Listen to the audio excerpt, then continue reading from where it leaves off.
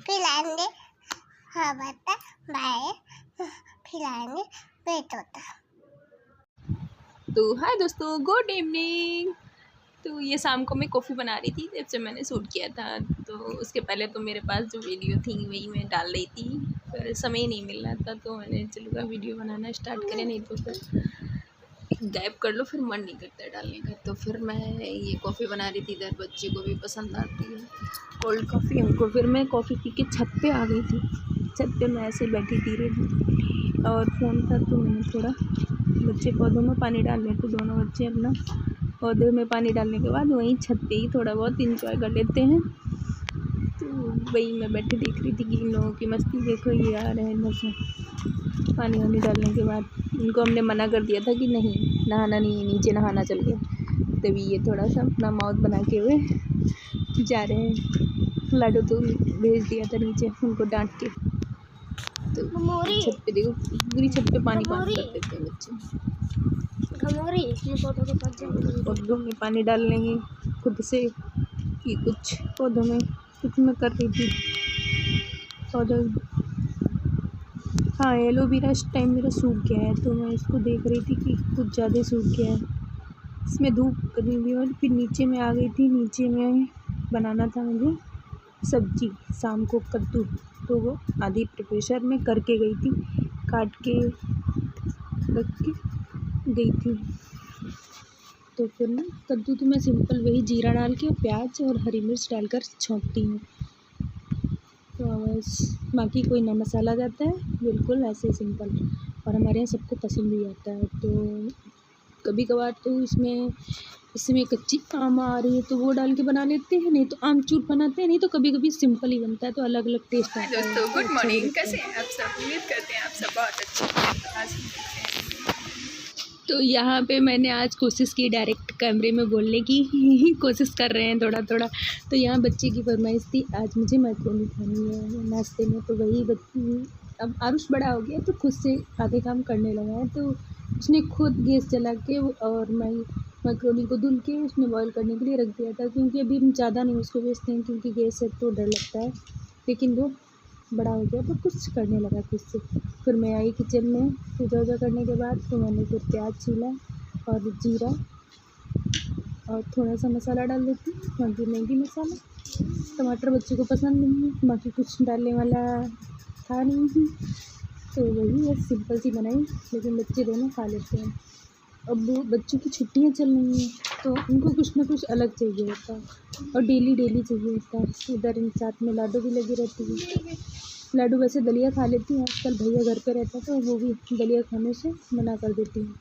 फिर मैंने पापा जी के लिए बेल का शरबत बनाया, क्योंकि इसमें गर्मियाँ बहुत हैं और बेल भी आ रही हैं, अच्छे खासे मिल जाते हैं मार्केट में, तो वही मैं बेल का शरबत बना रही थी। जब मैंने बैठी थी तो जब मैंने थोड़ा सूट किया वो निकाल ली थी, बस ये मैंने बेल का शरबत, उसमें थोड़ा सा मैंने गुड़ डाल ली।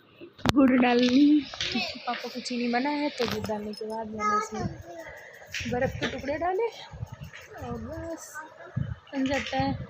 ये मैं इधर बैठी इंजॉय कर रही थी। और फिर बनाया था मैंने दोपहर में, बनाया था कटहल की पकौड़ियाँ बनाई थी। कटहल को मैंने काट के उसको बॉयल कर लिया, बॉयल करने के बाद मैंने चावल भिगो दिए थे सुबह। चावल मेरे यहाँ पे पीठा बोलते हैं, तो पीठा लगा के पकौड़ियाँ बनाते हैं। तो मैंने इसमें मसाला भी सारा मिला लिया है और एक कढ़ाई में तेल गरम किया, फिर ये पकौड़ी की तरह तल लेते हैं। तलनी ये बहुत क्रिस्पी बनती है, गरम गरम खाओ तो बहुत मज़ा आ जाता है। क्योंकि हस्बैंड को खाना कई बार लाए थे तो बोल रहे थे वैसे ही बनाना, तो बनाना नहीं तो मत बनाना कटहल। तो मैंने कहा चलो बना लेते हैं। और फिर मैं ये बना रही थी, तब तक बच्चे थे तो हमने कहा बच्चे खाएंगे, लेकिन हस्बैंड किसी काम से बाहर गए थे तो उनको ठंडा खाने को मिला था।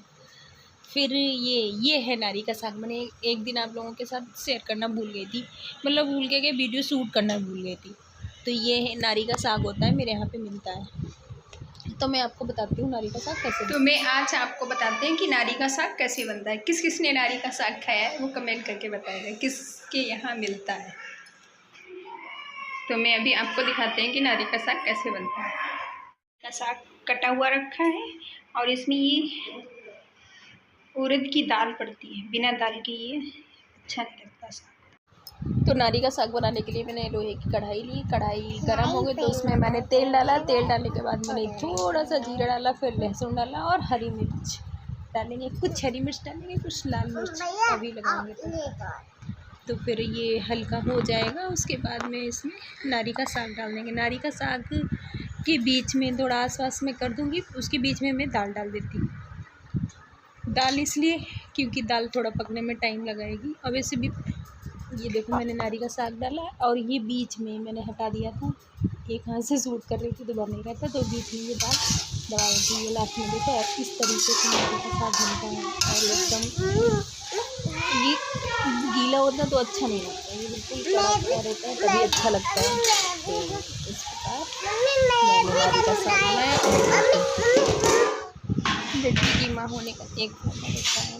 मेरा भैया जो था छोटा था, लगा तो मम्मी के साथ ही रहता था, लेकिन कभी भी इस तरीके से काम नहीं करता था। ये हमसे कहती थी मम्मा आप थक गए तो लाओ मैं तब तक आप आराम कर लो जाके, मैं तब तक किचन क्लीन करती हूँ। तो ये किचन क्लीन कर रही थी मम्मा के। तो ये होता है लड़की होने का फ़ायदा। बेटा था वो भी मम्मी के आगे पीछे घूमता था, काम वो भी कराता था, लेकिन इस तरीके से नहीं कभी कहा कि मम्मी आप थक गए, ये तो कुछ काम करो, मम्मी आप थक गए होगे आप आराम कर लो थोड़ी देर फिर काम कर लेना। शायद इसीलिए कहा जाता है कि माँ के लिए उसकी बेटी एक सहेली होती है, तो कहीं ना कहीं ये सत्य है। अगर मेरी भी तो छोटी है, अभी तो 2.5 साल की हुई है, तो वो इस तरीके से बातें करती है। मैं सुबह पोछा लगाती हूँ तो कहेगी मम्मा आप थोड़ी देर तो आम तल लो उसके बाद कर लेना काम। तो है बेटा भी मतलब कहता है, लेकिन इस तरीके से नहीं जिस तरीके से बेटी बातें करती है। अभी 2.5 साल की हो गई, कभी कभी अपने फाइट कि भगवान ने मेरे को बेटी को बहुत अच्छा किया। मुझे पहले से ही चाहती थी कि मुझे एक बेटी होनी चाहिए, लेकिन भगवान ने देखी बेटी में भी ऐसे गुण दिए हैं तो उससे मैं और धन्य हो गई। ये दिखाई थी मम्मी लो मैं भी थोड़ा सा बातें कर लूँ, आप भी बातें तली जा रही हूँ।